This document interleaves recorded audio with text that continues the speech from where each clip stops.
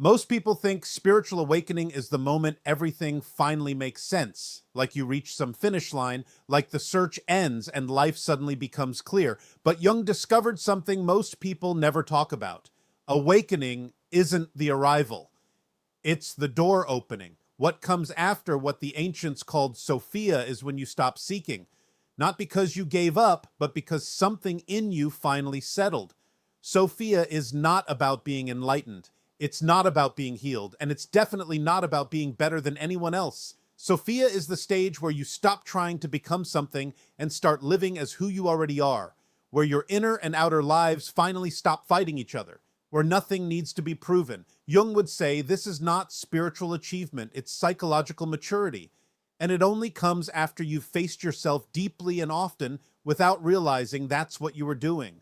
The signs of this stage don't look impressive, but once you recognize them, you can't unsee them. In this video, you'll discover 8 signs that suggest you've already reached this state. These signs aren't a checklist to tick off. They're resonances, vibrations that either echo in you or remain silent. Then are you ready to recognize that you might already be where you've always wanted to go? Sign 1, the wound no longer bleeds. The first sign isn't that your wounds are gone. They're still there exactly where they've always been. You remember what happened. You remember how it shaped you. You remember the version of yourself that didn't know how to carry it yet. But when you look back now, your body doesn't flinch. There's no sharp contraction, no emotional reflex pulling you into the past. The story exists, but it doesn't demand to be relived. The pain didn't disappear. It changed its role. What once controlled your reactions now sits quietly in the background. It no longer defines how you see yourself or how you interpret the world. It's part of your history, not the lens you're trapped inside. Think of a tree struck by lightning. The mark remains in the bark for decades, but the tree continues to grow around it. The wound becomes part of the structure, not a threat to it. Carl Jung described this as shadow integration, not the act of repairing something broken, and not the fantasy of erasing darkness. It's the moment you recognize that the parts of you you once resisted were never mistakes. They were responses. They formed when you needed them, and they stayed until you were ready to understand what they carried. At this stage, the inner conflict softens. You're no longer arguing with yourself, trying to prove that you're healed or worthy. The voices that once questioned your value begin to lose their urgency, not because you forced them into silence, but because you finally listened long enough to hear what they were protecting. This is when the wound becomes a scar. It remains visible, but it no longer dictates your movement. And instead of pulling you backward, it stands as quiet evidence of something simple and profound. You survived, and you don't need to fight yourself anymore. Sign 2, the spiritual ego falls away. The second sign is easy to overlook because nothing dramatic happens. There's no breakthrough moment, no announcement inside you, just a subtle shift in what no longer feels important. The spiritual identity you once carried begins to loosen its grip. You stop caring about being awake, about being healed, conscious, or further along than anyone else. Not because you've rejected spirituality, but because the labels feel strangely hollow now. They don't describe your experience anymore. They don't add anything, and they don't ask to be defended. You notice this most clearly around other people. You no longer compare paths or measure depth. You're not scanning conversations for signs of who's evolved and who isn't. There's no internal ranking system running in the background. And without trying to be humble, you also stop needing to be recognized. If someone sees you as wise, it doesn't move you. If they misunderstand you, it doesn't disturb you either. Your sense of self no longer depends on being seen a certain way. You can sit with someone who's just beginning their inner journey and feel completely at ease. There's no urge to correct them or guide them forward, no subtle impatience, no sense that you should intervene. You understand something now that can't be learned from books. Growth has its own timing. Awareness unfolds at the pace it needs to. And interfering with that process doesn't help. It intrudes. What once looked like compassion, you now recognize as control. And what once felt like teaching, you see more clearly as reassurance for the ego. So you let people walk their paths without commentary. You remain present without instruction. And in that quiet restraint, the spiritual ego dissolves, not through effort, but because it's no longer needed. What remains isn't identity, it's simplicity. Sign 3. The body becomes the compass. At this stage, wisdom stops living in your thoughts. It settles somewhere deeper. You no longer need constant confirmation from outside yourself. You don't ask endlessly for signs, advice, or reassurance. Your body begins to speak clearly, and you've learned how to listen. When something is wrong, you don't need to analyze it. There's a subtle tightening, a heaviness that wasn't there before, a quiet resistance that shows up before words ever do.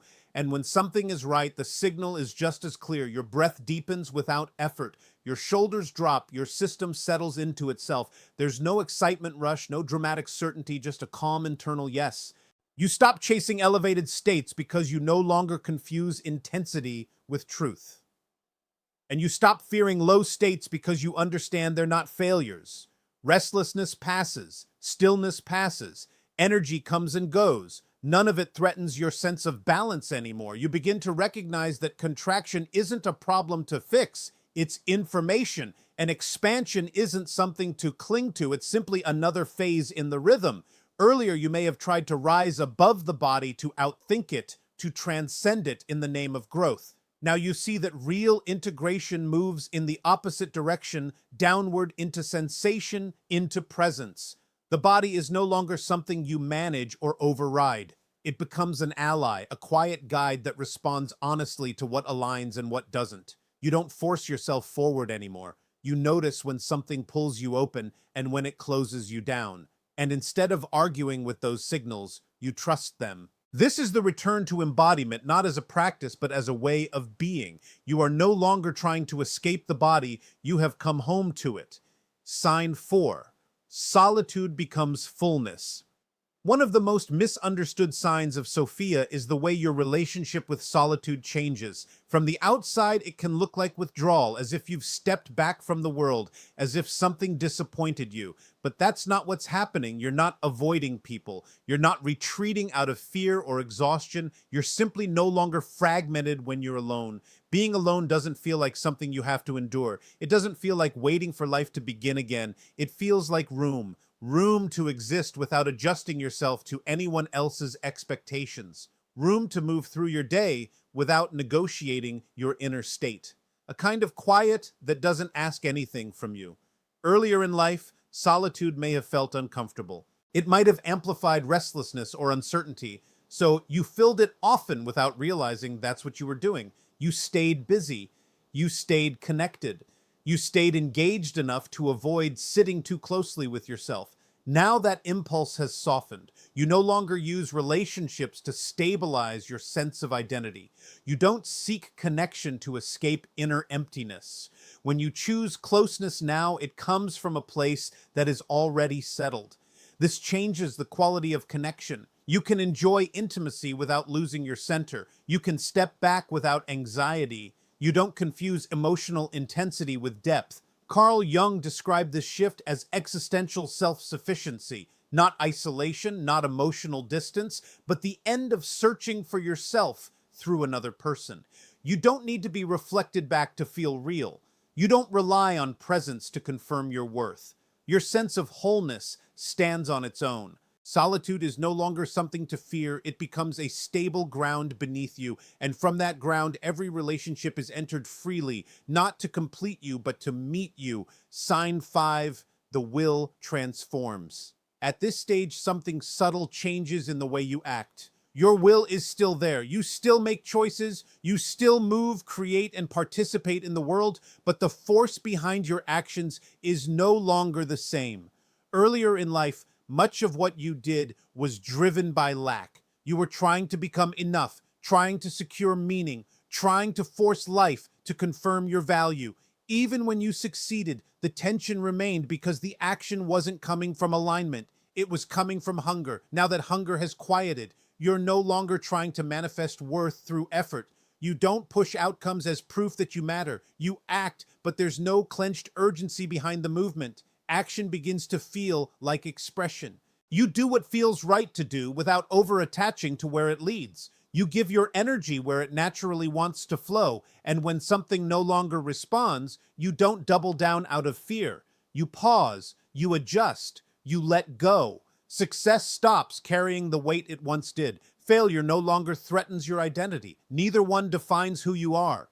This doesn't make you passive. You still care. You still show up, but you're no longer swimming against the current, exhausting yourself just to prove you can survive. There's a growing trust that life doesn't need to be conquered. It needs to be met. I once spoke with someone who said, I realized my will had changed when I stopped needing things to work out a certain way. They still pursued what mattered, but failure no longer felt like collapse. It felt like information. That's the sign. You begin to sense when to move forward and when to step back, when effort is appropriate and when restraint is wiser. This discernment doesn't come from strategy. It comes from presence. Your will no longer imposes itself on life. It listens first. And in that listening, action becomes lighter, more precise, less burdened by the need to control what happens next. You're not drifting, you're participating without force. This is what it feels like when will stops fighting life and starts moving with it. Sign 6. Time loses its authority. At this stage, something quiet happens to your relationship with time. The pressure of when begins to loosen, not all at once, not dramatically, just enough for you to notice that certain thoughts no longer carry the same weight. The future stops acting like a destination you must reach in order to feel complete. You're no longer telling yourself that peace will arrive later once something finally resolves. Life is no longer on hold. You stop postponing yourself. The past changes as well. It no longer feels like a place you need to defend against or revisit in order to understand. You can remember without being pulled backward. What happened still matters, but it no longer argues with the present. It has its place, and that place no longer demands your energy. The future, too, begins to soften. You don't require certainty in order to move forward. You don't need guarantees before taking the next step. The demand to know how everything will turn out slowly fades. This doesn't make you careless, makes you grounded. Think of a long road trip. For years, you were fixated on the destination, convinced that peace existed only when you arrived. Then one day, you notice the view out the window. The movement itself becomes enough. You understand something now that can't be rushed into awareness. Peace is not waiting at the end of a long sequence of events. It doesn't arrive once you've earned it through endurance or effort. Peace exists only where you are. And for the first time, you're actually here. Presence is no longer something you practice in moments of discipline. It's not a technique you return to when things feel unstable. It becomes your default state. You respond instead of react. You move without racing ahead of yourself. Time still passes, but it no longer controls you. There's a growing trust that whatever comes can be met from this place. Not because you know what will happen, but because you know where you are. And where you are is enough. The path doesn't lead to peace anymore. It is peace experienced one moment at a time. Sign 7. Compassion without the savior. At this stage, your compassion changes shape. You still feel deeply. You still notice pain when it appears, but you no longer absorb it as something you're meant to carry. Earlier in life, compassion may have felt heavy. You felt responsible for easing discomfort, offering answers, stepping in before things fell apart. Helping often came with urgency, and sometimes with exhaustion. Now something has shifted. You no longer rush to fix what isn't yours to fix. You don't rescue people from experiences they need to move through themselves. You don't interfere simply to relieve your own discomfort with witnessing pain. This doesn't make you distant. It makes you clear. I once spoke with a woman who had spent years carrying everyone else's emotional weight. Family, partners, friends. She believed love meant saving. Then one day she said, I realized I wasn't helping anymore. I was interrupting. When she stopped intervening, something surprising happened. People didn't collapse. They grew. That was the turning point. You've learned that every person has a process that can't be outsourced. Growth unfolds in its own way, often through moments that look difficult from the outside. Interrupting that process, even with good intentions, can take something essential away. Jung believed that the greatest form of disrespect is assuming you know what another soul needs. At this stage, that understanding settles into your body. You listen without preparing solutions. You stay present without trying to steer the outcome. You allow others their dignity even when their path looks uncertain. Your help becomes quieter. You offer space instead of advice. You remain steady instead of persuasive. You trust that people will find what they're ready to find. And something unexpected happens. Your presence begins to do what your words use to try to accomplish. People feel calmer around you without knowing why. They speak more honestly, not because you guide them, but because you're not trying to direct them. You don't teach anymore. There's nothing to transmit. What you carry now is coherence. And that coherence speaks on its own. Compassion at this level is no longer about saving anyone. It's about honoring the intelligence of life as it moves through each person, including you. Sign 8. The ordinary becomes sacred. The final sign is the quietest of all. So quiet that many people overlook it entirely. Life becomes ordinary, not dull, not empty, just ordinary. And somehow that ordinariness begins to feel complete. You no longer search for peak experiences. You're not chasing moments that promise transcendence or intensity. The hunger for something extraordinary softens on its own. Daily life moves at a simpler pace. You wash dishes without rushing through it. You walk without needing it to lead anywhere special. You notice your breath without trying to deepen or control it. Nothing dramatic happens in these moments. And that's the point. They carry the same depth that once seemed reserved for rituals or revelations. Not because life suddenly became meaningful, but because you stopped overlooking it. Earlier, you may have believed that the sacred existed somewhere else, in special states, in rare insights, in moments that stood apart from the rest of your life.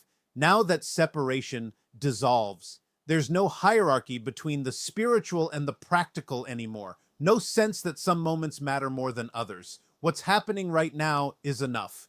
You also notice something else has faded. There's no audience. You're no longer narrating your growth to yourself or anyone else. You're not measuring how awake you appear. You're not performing meaning. Life is no longer a stage. It's simply being lived. And in that simplicity, something settles deeply. The need to be seen relaxes. The need to be understood loosens its grip. You don't feel smaller because of this. You feel free. The sacred doesn't announce itself anymore. It doesn't require recognition. It's present in the way you move through the day without resistance, in the way nothing needs to be added or taken away. This is not the end of the journey. It's the moment you stop leaving your life in order to find it. Nothing extraordinary is happening, and for the first time, that's exactly enough. So fear is not something you reach. It's not a destination, and it's not a reward. It's what remains when you stop running from yourself. Nothing was won. Nothing about you became extraordinary. What changed was simpler than that. You stopped fighting. You stopped arguing with your own nature. You stopped trying to correct yourself into someone else. And in that stopping, something quietly came into view. Not a new identity, not a higher version of you, just what was always there, waiting without urgency. If these words resonate, it doesn't mean you've achieved anything. It doesn't mean you're further along than others. It means you allowed something to surface without forcing it, something familiar, something honest. The wisdom was never missing. It was covered by effort, by seeking, by the need to become. And when those layers fell away, nothing dramatic appeared, only clarity. So the question isn't whether you've reached Sophia. That question belongs to the mind that's still measuring. The real question is quieter. Are you willing to see yourself as you are without the stories you've been telling, without the roles you've learned to play, without the endless search for what comes next? Just this moment, just you here. And for once, that's